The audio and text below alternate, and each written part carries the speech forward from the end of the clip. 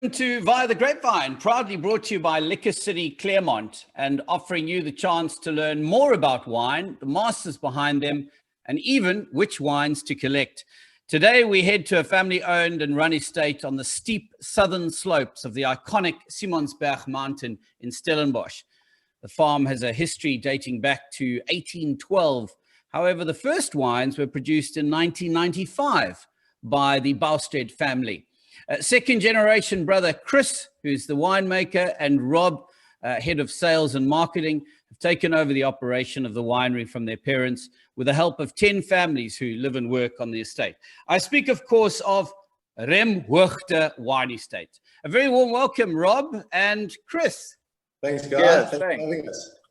And just for the viewers' sake, you're probably looking at the names at the bottom of the screen, getting a bit confused and saying, "But guy, it says Chris and Chris." Well, it's because Rob, who's got the oak behind him, the wood, he secretly wants to be the winemaker, so he has stolen his brother's name, and then his brother, who has the thatch behind him, is just lending the authenticity to being on holiday. Oh, looks beautiful. Yeah. So, welcome, Jensen. Is it fair to say that as kids, Chris liked to play in the sand and get his hands dirty, and Rob, you were the talker in the family? Yeah, I think that is quite accurate. I think growing up, and that's one of the things we're lucky about, is that I've always enjoyed selling in the business and the design and marketing side of the business. When Chris is obviously very much like a natural winemaker, and his personality and that is very well suited to it. So that's one of the things I think that makes us very fortunate, is that we've both got very separate interests. We enjoy the different sides of the business, and that's one of the reasons we work so well together, I think. Chris? Good balance there. I think there's a sort of a running joke when Rob comes into the cellar that he doesn't want to get his shoes dirty, so all the staff have a good laugh. Well, the two of you have obviously built a solid business in Remhoogte wines. In fact, it should be Remhoogte award-winning wines. Yeah. What is your philosophy, Chris, when it comes to winemaking? I think when I finished studying, I went and worked in Margaret River in West Oz, and then Bordeaux in Pomerol and Fronsac, and then Napa Valley. So I spent a few years traveling and obviously tasting a lot. I think all the best wines in the world, if you go back, a couple of 100 years, they all vineyard based, and they've got a sense of place, and it's from an amazing site. And I think wines for me are made in the vineyard. So I like the aspect of looking after the vines, and I basically do the vineyards and the wine making, but the wine is made in the vineyards. And I think that's the driving philosophy behind it, is that if you've got good grapes on the right, if you've got the right varietal on the right site and your grapes are good, your winemaking is really easy, and it should be. I think when you start having to fiddle and try and make wine, you can still get a good product, but it's never going to be great. And I think the best wines that I've worked with are where you have to do nothing in the cellar. You basically bring it in, ferment it. All of our wines, we do spontaneous or natural fermentation as well, so we don't add yeast. So just try and add nothing in the cellar, and basically try and get it from grape to bottle with as little interference as possible. As you kind of mentioned, it's not necessarily a unique philosophy, but it's certainly one that's achieving results and acclaim internationally. In fact, I must tell you, I read an article by Dave McIntyre in the Washington Post where he said, tasting a South African Pinotage can seem like licking the tar of a freshly paved road, but Remhoogte's vantage is a different animal altogether. So, not an ideal analogy to then say that you're obviously paving the way for Pinotage on Dave's palate. Yeah, but I think Pinotage, I love it because it's South African, and I think it's something that's unique to us. I think it is one of those varietals. There's a lot of winemakers that don't like it, and I think there's a lot of winemakers that don't like working with it. It's not an easy grape to work with, but it's unique. And I think in terms of style, you know, the style's evolving. A lot of like sort of my contemporaries and some of the younger winemakers, we're looking for cooler sites, less extraction, and just more fruit driven wines. And I think to try and then managing the vineyards to eliminate some of that kind of that tarry sort of character of Pinotage, because that is definitely something that's given it a bit of a bad rep. But yeah, I mean, I love it. I love working with it. We've obviously just got bush vines, which naturally limits the yield, and I think really aids in giving us good quality at lower alcohols and just a fresher, juicier style of Pinotage. So with your philosophy towards winemaking, would you ever consider going fully organic in your approach? I mean, yeah, you've got the biodiversity on the farm of zebra and impala and wildebeest. Would it be a short step to letting them run wild in the vineyards? So I don't think we would ever let them run wild, because they would eat all the vineyards and the grapes and everything. But, you know, we have been looking at it. At the moment, I mean, we don't spray any insecticides or pesticides or anything like that. We spray for fungi, you know, for basically mildews and things like that on the leaves. So we're not fully organic, but we like to think we're sustainable, I think, and not spraying systemic herbicides and just trying to sort of get more life back into the soils.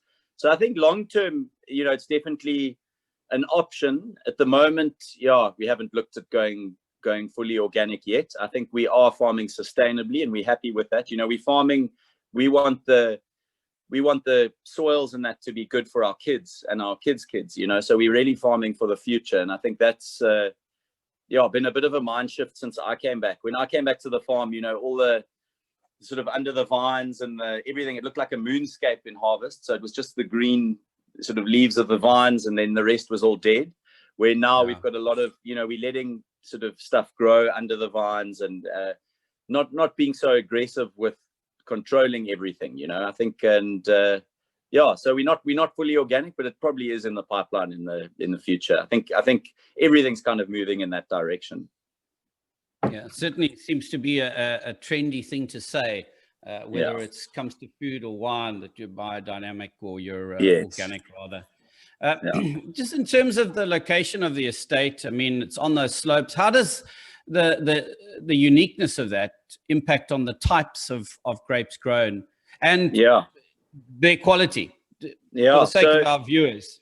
So I think one of the things that is so cool about South Africa as a wine growing, and the Western Cape as a wine growing area, is that it's just incredibly diverse. I mean, I haven't worked anywhere in the world where, you know, on one property you can have every aspect. And, you know, we've got sort of 8 different soil types over the farm. We've got vineyards that face north, east, south, and west. It's generally, I mean, if you go to France, a wine or a producer will have maybe 1-2 soil types, usually 1, maybe 2 aspects. So I think one of the cool things about South Africa is just that we're incredibly diverse, but that's also a big challenge. And I think that's where, you know, just time is really it's what you need to kind of to step it up a notch. And I think we're getting there. You know, I think we've gone from in the 80s and early 90s where everybody planted everything. So if there was, you know, if Sauvignon Blanc was popular, they'd plant Sauvignon Blanc. It didn't really matter where you were, you just planted what was popular. Where now, especially the smaller producers, we're looking at planting what works and what we think works. So it's not following trends or, you know, what's fashionable. It's really just planting what works. Like the vineyards we're planting now, you know, I'm going to be like, we're planting some Chenin next year. I mean, our Chenin vineyard is now 35 years old. So by the time we're getting that kind of quality from this vineyard we're planting, I'm going to be in my 70s. So, you know, you've really got to, it's been a bit of a mind shift, and planting with what we think is going to be doing well in 20 years, because the vineyards have to last that long and even longer. So, yeah, I think the slopes definitely play a really big part. The aspect is really important. You know, the Simonsberg Mountain, the Stellenbosch side generally faces south, so it's quite a cool, in general, most of the properties, it's quite a cool aspect. So we get, you know, nice long hang times. You've got to manage what, you know, sort of manage ripeness and things like that. But yeah, I think it is the slopes can be a challenge, especially in the dry years, but they're generally beneficial. Just getting up, more airflow. We get more of those breezes out the south in summer that cools everything down, gives us a bit better sort of ripening period. And so it's a challenge, but I think it's cool. And I think that's something that is unique to South Africa and really makes us a cool wine area. Rob, Chris has mentioned a focus on what you grow and where you grow on the farm. And I think in line with that, I wanted to ask your opinion on something that was making wine news this time last year. There'd been a lot of discourse around finding a cultivar that best represents Stellenbosch from a marketing perspective.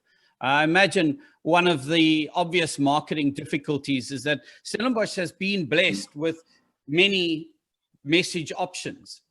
Prime source of great Cabernet, fantastic Chardonnay, benchmark Syrahs, like your 2017 Reserve, very good wooded Sauvignon, and the best of the country's Bordeaux blends.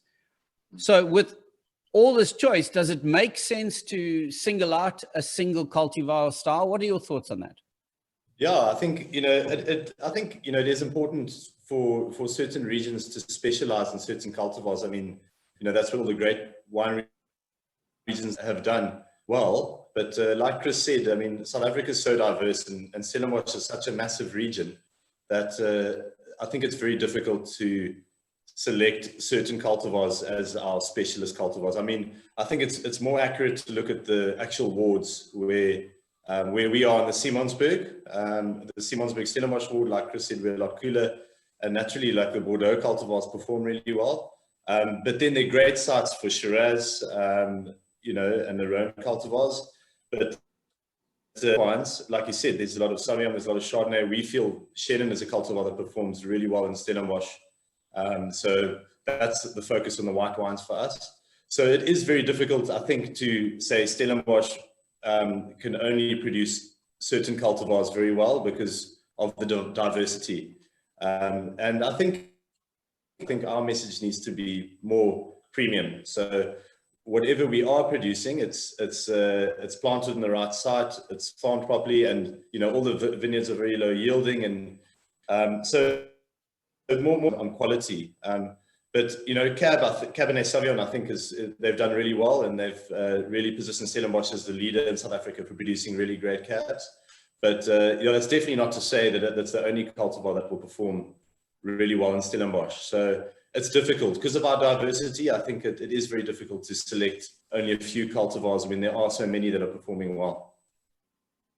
And I think that's probably been the challenge from a marketing perspective for the region for the longest time, because of individual estates and farms saying, well, we don't want to just hang our hat on one cultivar. We can do 3 or 4 really well, so why do we have to go with that? But at the same time, you see a place like the Breedekloof gaining traction worldwide because they've hung their hat on Chenin. So yeah, I don't envy you from a marketing perspective. I think it's easier in some of like if you look at Hill and Arda or the cooler climates as well, there are cultivars that definitely perform better there, where I think Stellenbosch is a very big, diverse region, so it makes it definitely more challenging. Let's talk about your wines. You have the Reserve, Premium, and Free-to-Be ranges, and today we have the Chronicle Cape Blend to taste, while you share these, Chris, why we should buy a bottle of each of your wines. So I think they're all unique. I think, everyone always asks me which is my favorite, but it's like asking which is your favorite child. It's I love them all for different reasons. I think since I came back to the farm in 2007 and then Rob came back in 2011, we've streamlined the range a little bit, just got a little bit more focused, but every wine really has its place. And I think I love the Chronicle, just because it's so the first vintage of Chronicle, it began as our estate blend, and that was in 2002. So we've been making it for going on 20 years now, and the idea behind it was really to have a blend that represents the estate as a whole. So we've got our Sir Thomas Cullinan in the reserve range, our Sir Thomas Cullinan, Syrah, and Cab are very site specific. So very small parcels on a very specific part of the estate. In our premium range, we've got our Merlot, which is single vineyard, our Pinotage, which is single vineyard, our Chenin is single vineyard. So we've got really site specific wines, but we've got, like I was saying, we've got this incredible diversity in a very small area on the property where we've got vines that face every aspect. We've got all these different soil types. So the idea with the Chronicle was to use a component from each of the vineyards, no recipe to it. So it's not always the same amounts of each block or batch every year, but to make a blend that represents the estate as a whole and kind of chronicles each year. So I feel you get a much better snapshot of a vintage on the property by tasting the Chronicle, because it's from the property in its entirety, where the other ones, because they're so site specific, in a warmer or cooler year, you'll get maybe a bit more sort of variation or differences. But the Chronicle is basically a blend that represents the farm as a whole every year. It chronicles each vintage, what the weather was like and what happened on the farm all over, across all the soil types, across all the vineyards. And and then the free to be range, we started about 4 years ago.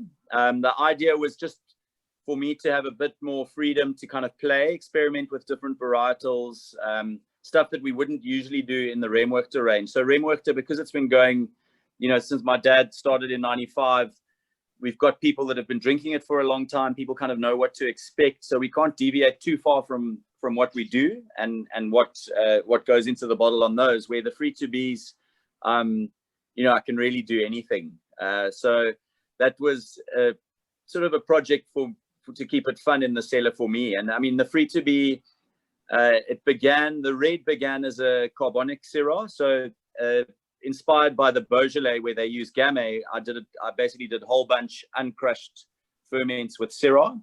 And I like the results so much that we're actually using that in the Chronicle as well now. So a component of the Chronicle Syrah is all carbonic. And it just brings a bit of juiciness and freshness to the blend. So I suppose the free to be is experimental until we find something that we think really works. Then we'll incorporate it into the Remhoogte range. But so I think each range really has its place. I quite enjoy I love doing tastings with our range now because I think everything just fits. I hope that answers the question. Definitely. And just on that carbonic Syrah, you say you're including it now. From which vintage did you start including it, if I may ask? So from the 2016 vintage. Okay. So this we started 2017 with one that I've got. That'll be carbonic Syrah. Sorry, I'm just cancelling there we go. Can you still see me and hear me? Yeah. Okay. Yep. So the 2017, the Syrah component, about 50% of the Syrah component in that blend is carbonic. So there is a big carbonic component. Sorry, I'm just I have to I must actually just check here.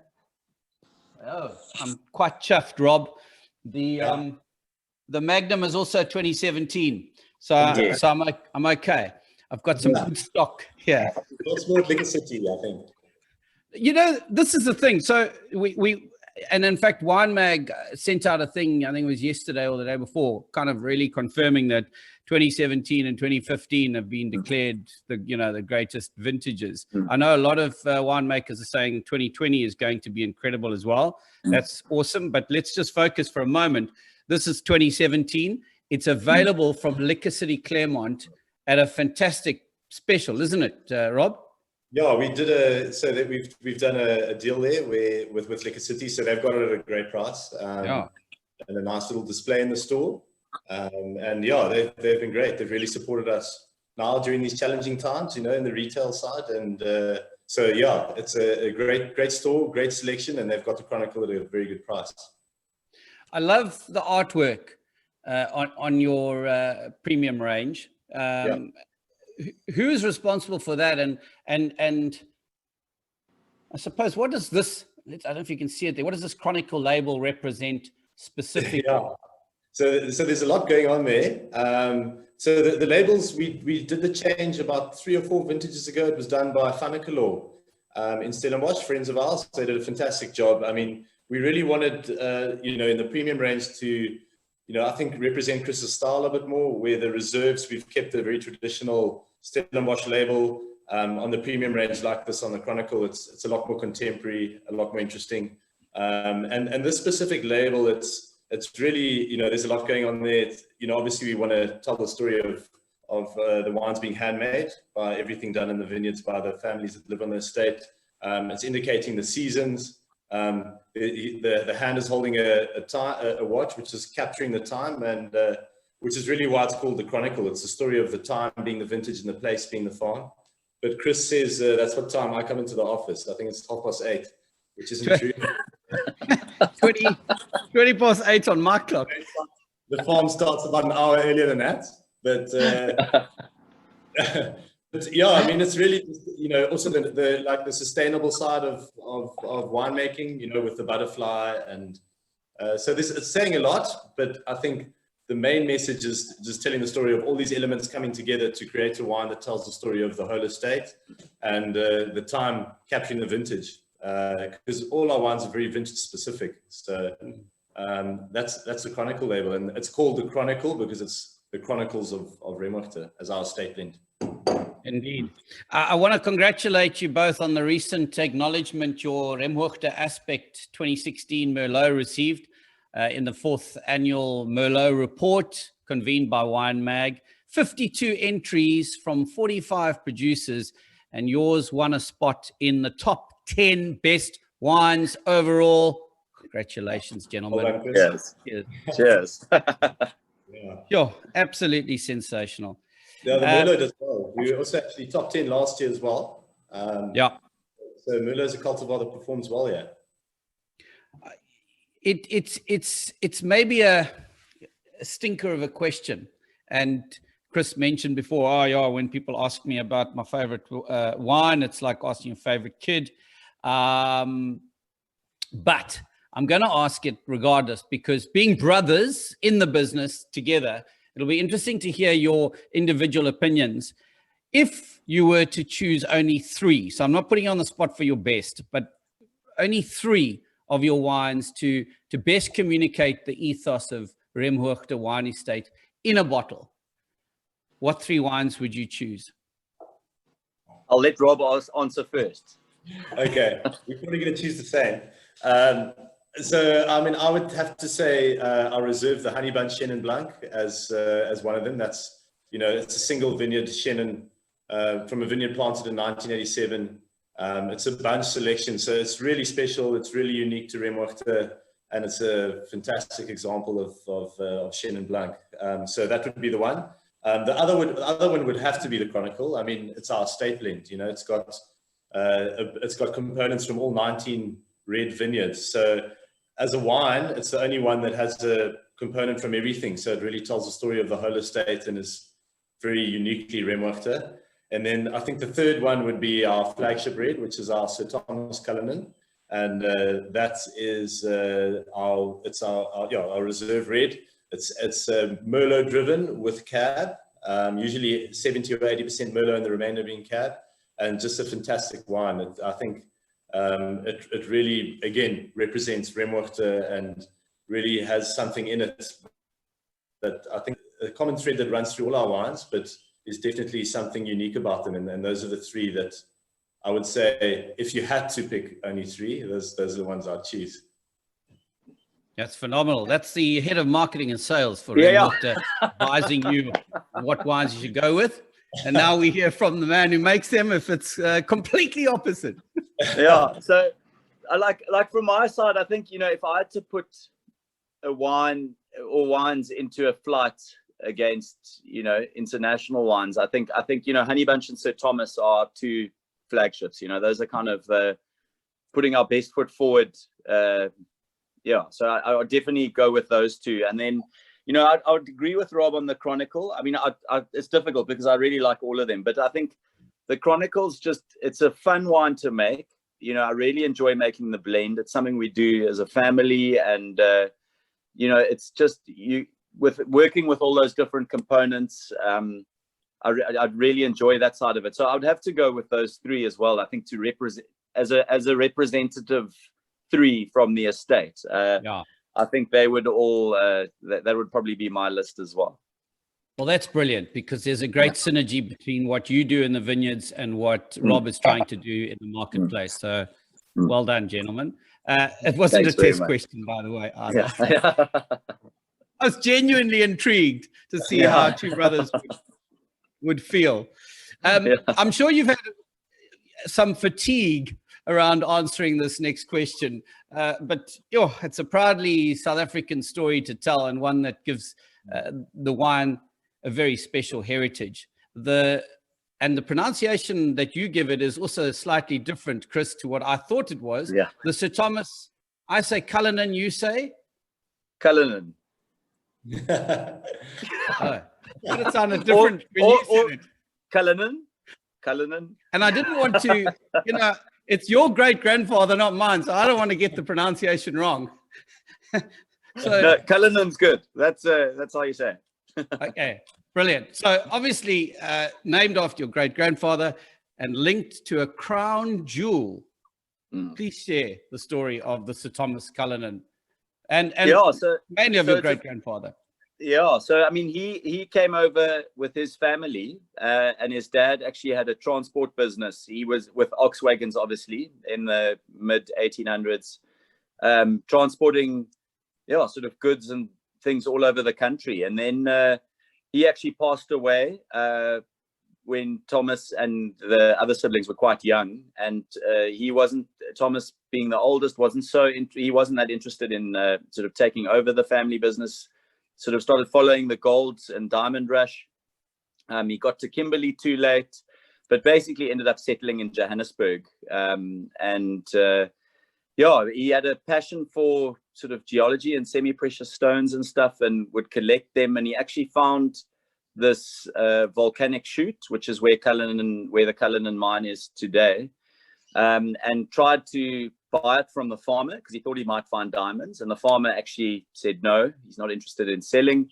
That farmer then passed away, and he ended up buying it from his son and started the mine. And in 1903, the story goes he was walking out of the pit the one day and saw this thing glinting in the wall, and they found this 3,000 carat diamond. And South Africa, we were in the process of gaining our independence from the UK, from Britain, and the Transvaal government at the time kind of controlled everything. So they, it was such a unique find. They basically purchased it from him at a price that they determined. So it was way below what it was worth, and then gifted it to the king at the time. So it was, basically a parting gift to say thank you for our independence. And he was knighted as a result. Unfortunately, that knighthood doesn't get passed down. So me and Rob aren't sirs, but we're thinking of just claiming it anyway, because it should get passed down. But it's just a unique part of our family history. Our family originally from Johannesburg, my mom's and my dad's side, so both sides of the family. And part of our family history, so we wanted to incorporate that into our flagship wine, and that's where the Sir Thomas Cullinan began. I think the two of you need to draw straws for which one goes to the UK and has a chat with the Queen, because she's obviously ostracized one member of the family, so there is space for someone to come in. Exactly. So I've been to the Tower of London, and I told the guard, it was quite a quiet day, and I told the guard that my great-great-grandfather found that. And he just told me to keep moving. So, there's no ties anymore, but we'll maybe have to work that angle. What's so sad is that he genuinely probably just thought you were a loon bin. But actually, if he'd taken the time to get in a conversation with you, he would have realized he was chatting to somebody very special. So, sure. I love the fact that, because oftentimes there are names on wine bottles that are references to things in history, but you don't often find it as a direct link or heritage to the people of the farm. So I think that's really where the magic for me lies in the naming of that bottle is that it was your great grandfather. You haven't just chosen, the story of the diamond and name and thought, well, there's a nice link because there's a lovely glint on the side slope. Yeah. Sunset. So, there's a lot of magic in that. Oh, thanks.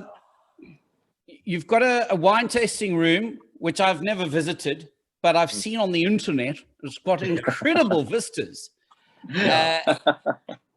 That's not all you offer, though, is it?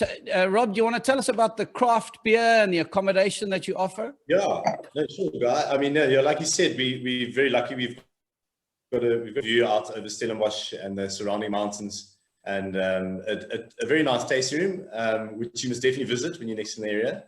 Just let us know. And then here in the tasting room, we obviously do wine tasting. We do flatbreads. So there's something to eat on, to snack on while you're here.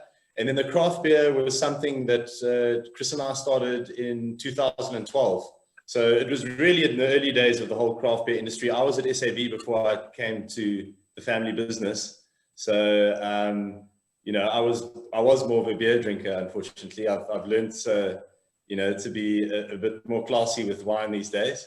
But we really enjoyed beer. We loved Belgian style beers, and we decided to try and make some with some friends. So we built a little system, a little 50-liter system, and then it grew from there until we were brewing a lot. We were distributing nationally. We were one of the early, it's called Wild Beast. We were one of the early craft beers into the market. And it was great. We did a blonde ale. We do a blonde ale, amber ale, and an IPA.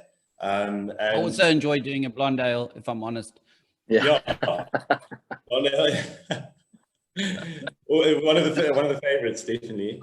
And so we started there, and we still have them. So we sell them out of the tasting room. We distribute to a few bottle stores in the area, and then that's pretty much what we offer. And then the accommodation side, we've got 2 very nice cottages on the farm. They're different sizes. All of the information is on the website on the accommodation link. And we're running a great special now as well, obviously, with the lack of international tourists.